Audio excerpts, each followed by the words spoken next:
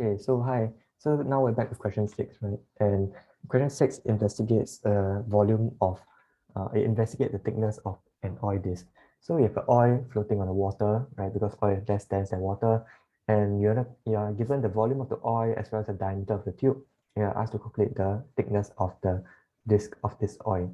So this is just a bit of the volume formula. So I'm sure you're familiar with the volume of a cylinder, right? So there's nothing much there, right? And solving for, so we know our diameter, we know our volume. So solving for H, we get 9.55 times 10 to the power minus 7 meters. So that isn't too difficult. But let's move on. The interesting physics lies at the second part when we are asked to calculate the thickness of the oil based on interference effects. So when the student looks under the oil, right, he notices that it's a blue color. That indicates that blue color, the intensity is standing out more than the other wavelengths, right? The other like red and green. So blue is standing out more. So that would suggest that blue light, right, the blue light is constructively interfering with itself, whereas the others are not so constructively interfering. Maybe they're destructively interfering or just like somewhere in between. So we can use the fact that blue light is constructively interfering with itself to calculate the thickness of the oil disk. So for this, yeah, okay. So for this, how do we know let's sketch what happens at the surface of the oil. So looking at this diagram, I'm going to draw something over here. So let this be the oil, let this be the air, and let this be the water. Okay. So when blue light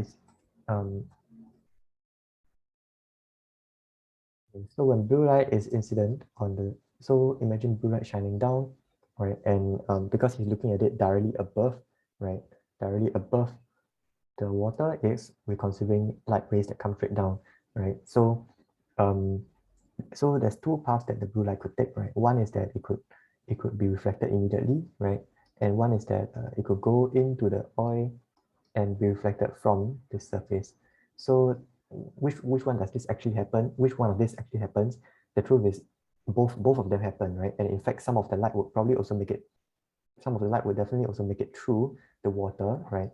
Um, and and and yeah, but the one that makes it through the water is not of interest to us because it does not take part, is not responsible for the constructive interference.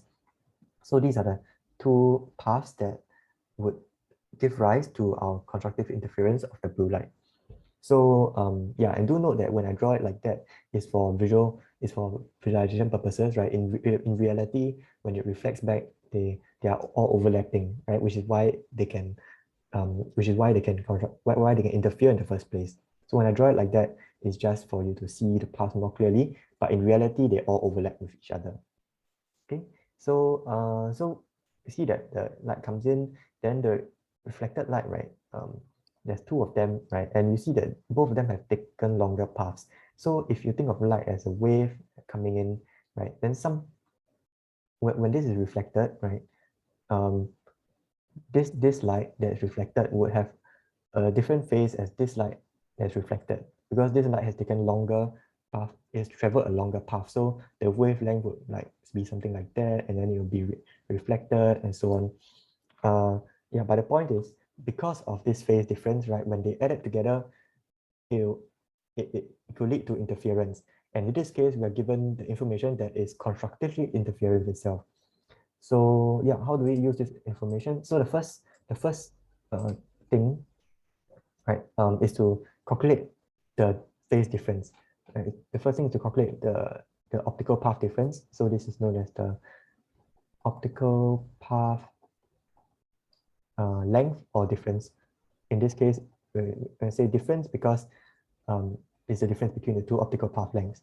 So the OPD, the optical path difference, is going to be, so what's the distance over here? This distance over here is h, right? It's going to be 2h because what you go down is 1h, you go up is another h, right? But it's not, but do we need to stop there? Do we stop there? No, because with the fact that you're traveling in oil, right, means that the wavelength in oil is actually shorter. So why is the wavelength in oil shorter? Let's spend some time talking about it. So we know that C equals to F lambda, right, for light waves, and we know that the speed of light in oil is smaller, right? So the speed of light in oil is smaller, right? But we know the frequency of the light still stays the same, right? Because otherwise, where is your energy going, right? So because E equals to HF, yeah, loosely speaking, F stays the same, right? And as a result, your wavelength, right, in light in oil, the wavelength of light in oil will be shorter. So because it's shorter, it's effectively seeing a longer, effectively, because it's shorter, right? Initially, if it was air, let's say it was like this. So for air, perhaps we have one wavelength corresponding to some physical distance, right? But for oil, because the wavelength is shorter, right? Because the wavelength is much shorter, and how much shorter, it depends on the optical index n. So because it's shorter, if effectively for the same physical distance, it looks like it's a longer path length, right? Because you need to for same physical distance here, right? Let's say this is 1 meter, and for the same physical distance, because your wavelength is shorter in oil, right? There's more cycles there's more cycles required for the wavelength to add up to the same physical distance. So effectively, the optical path length in oil will be increased by a factor of the optical index.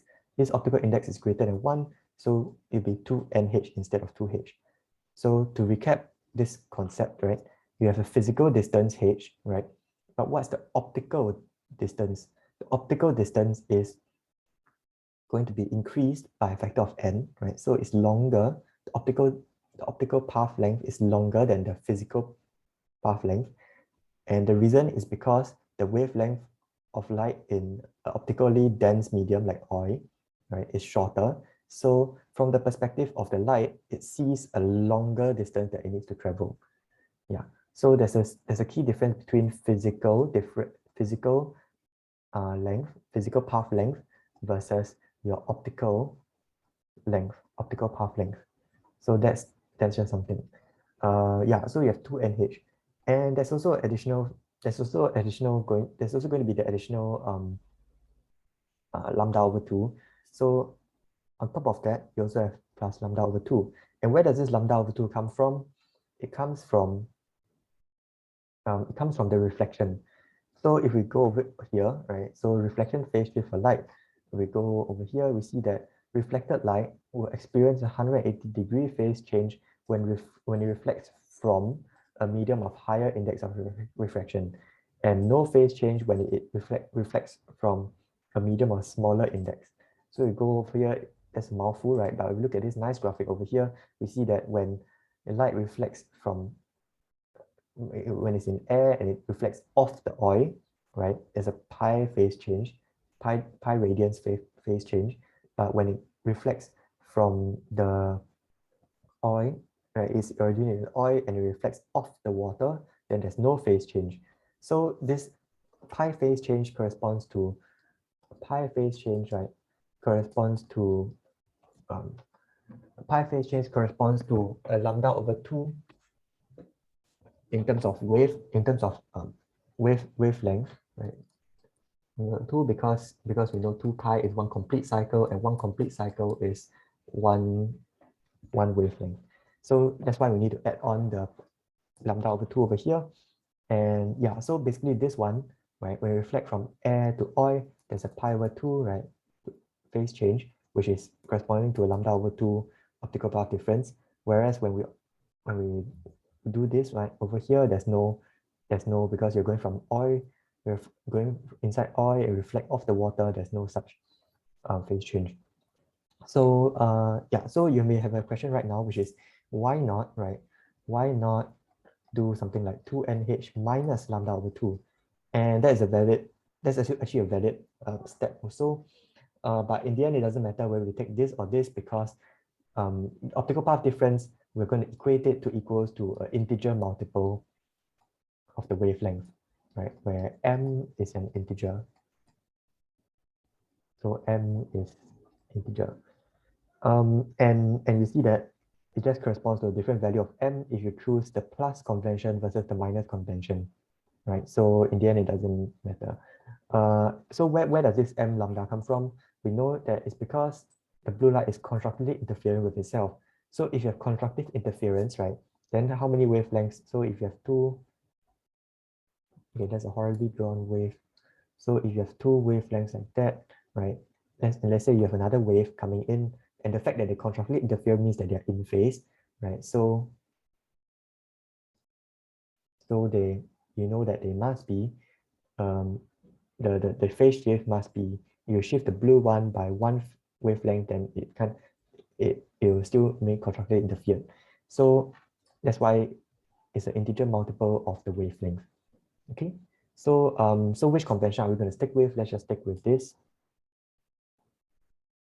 All right. Yeah. So with this, okay, actually I changed my mind. Let's stick with this. Yeah, because the answer key is following this, so it's easier if I stick with this. So yeah, so solving for this equation, right, you get h equals to m plus half lambda, then over 2n, right, where n is the refractive index of the oil. So okay, so first of all, right, we why do we write it like that? We want to solve. So what are the variables we know inside here, and what are the variables we don't? Okay, we don't know quite a lot of things, right? We don't know, we effectively don't know anything at all, except that we know we have a hint that h is equals to, is close to this value. So if we